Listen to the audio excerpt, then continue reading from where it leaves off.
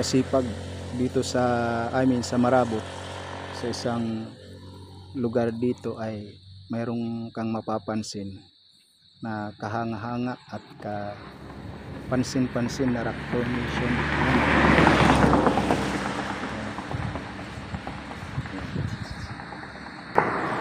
Yan, ang ganda niya.